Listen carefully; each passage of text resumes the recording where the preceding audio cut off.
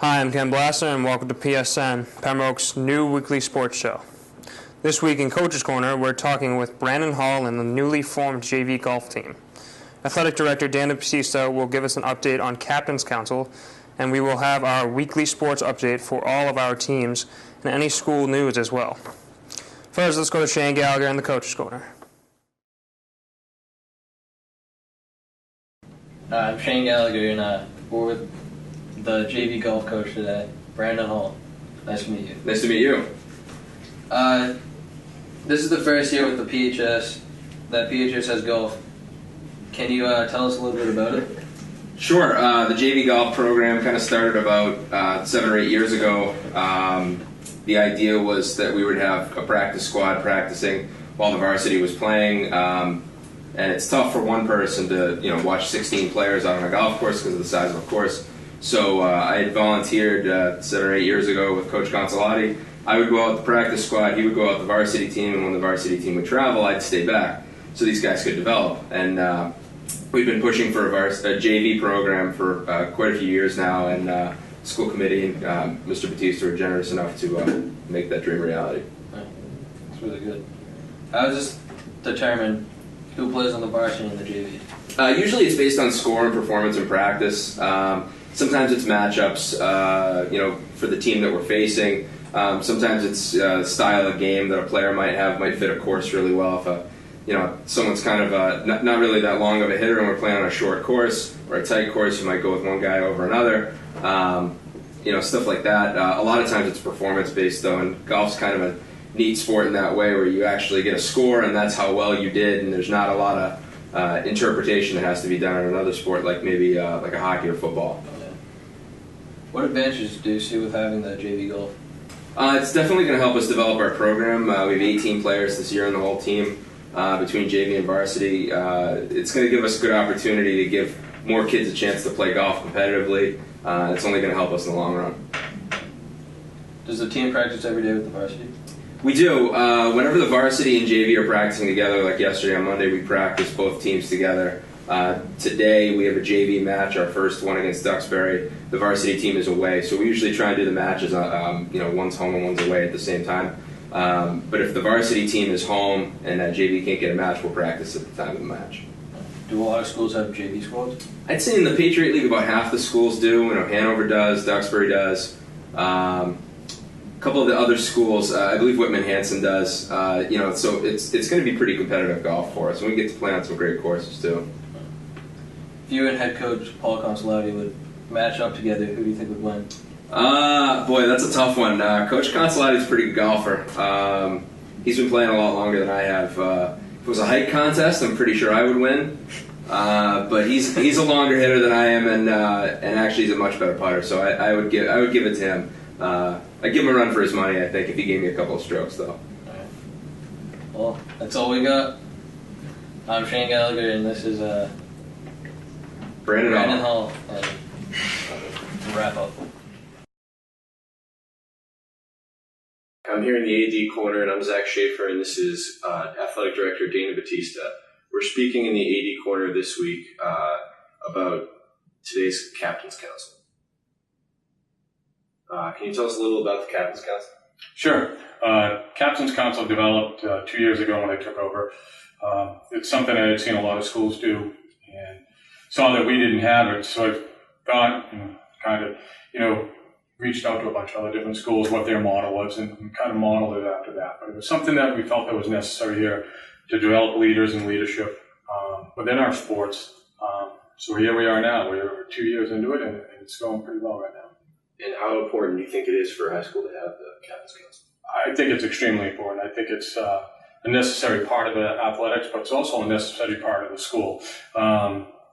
The students here are student athletes, but also trying to develop leaders. So that's one of the big things for us coming up over the next 6 months is develop leadership, but teach our athletes and anybody who's involved in it, including the captains, that you're going out to have fun, you have a good time, and it's all about academics first and represent your school the proper way.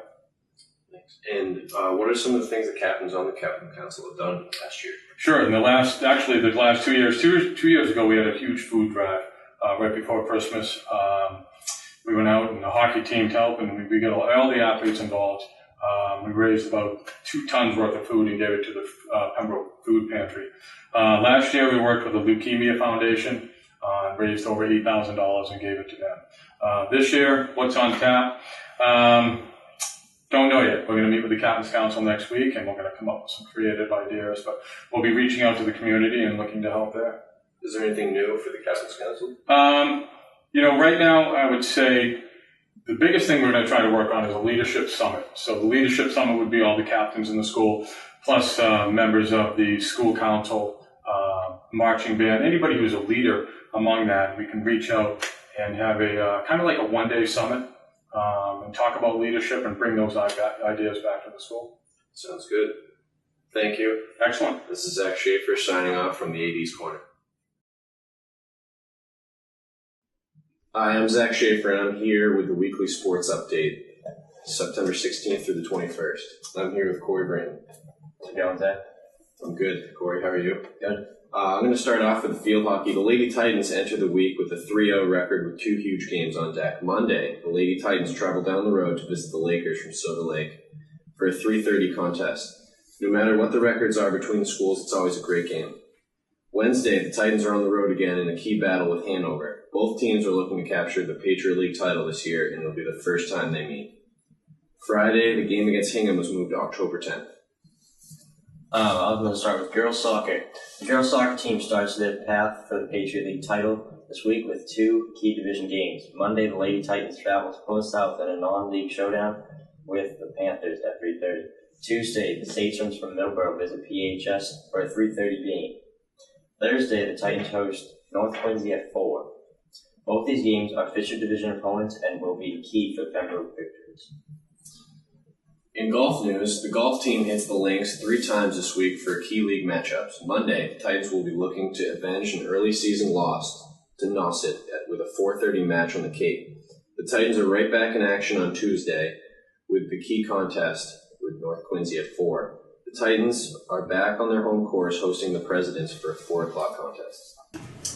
We have cross country. The runners hit the road on Wednesday to take Hanover at Duxbury. The boys enter the contest at 2-0 and are looking to increase their record against a very good Hanover team. The girls, who Coach Z says are getting better each day, take on Hanover. This could be a key match in the search for the Patriot League title.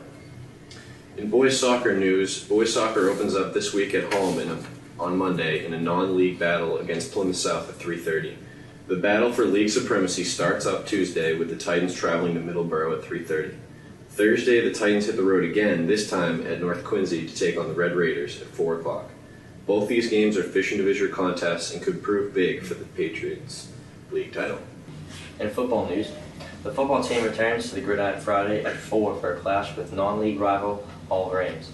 2 years ago, the 2 teams met in the first round of the playoffs with the Tigers knocking out the Titans.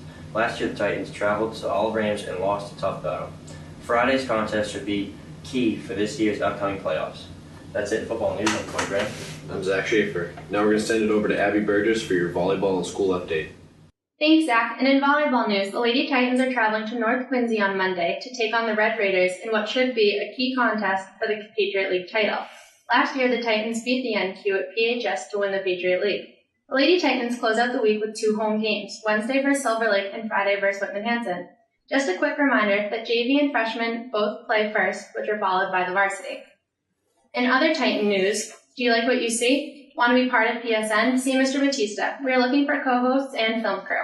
Also, it is important to remember that schedules and games can change daily. You can follow Mr. Batista on Twitter at Pem Athletics or go to the Pembroke School website and click on Athletics.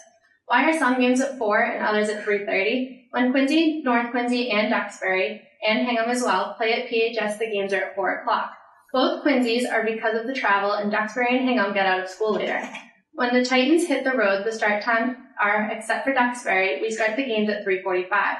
Are you confused about what league Pembroke is in? The Titans are in the Patriot League that is divided into 2 divisions, Keenan and Fisher. Keenan consists of Duxbury, Whitman-Hanson, Silver Lake, Hingham, and Quincy. The Fisher division consists of Pembroke, Scituate, Hanover, Middleborough, and North Quincy. And that's it. Thanks for watching with Abby Burgess and PSN.